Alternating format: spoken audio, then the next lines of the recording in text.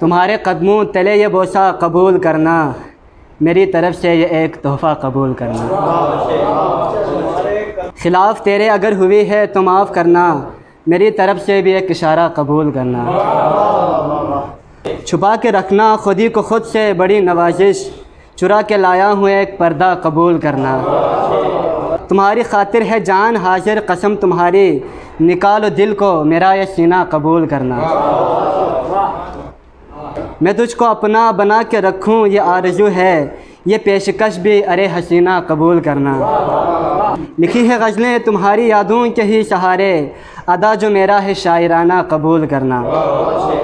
मेरी तमन्ना है तुझको अपनी निकाह में ले लूं, मेरी तमन्ना है तुझको अपनी निकाह में ले लूं, अरे हसीना मेरा ये रिश्ता कबूल करना।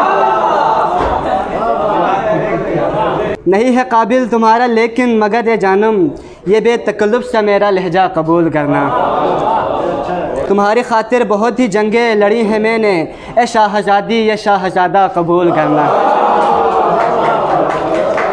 बड़ी अदब से ही साकिया ने कहा था मुझको, ये जाम सागर का एक प्याला कबूल करना।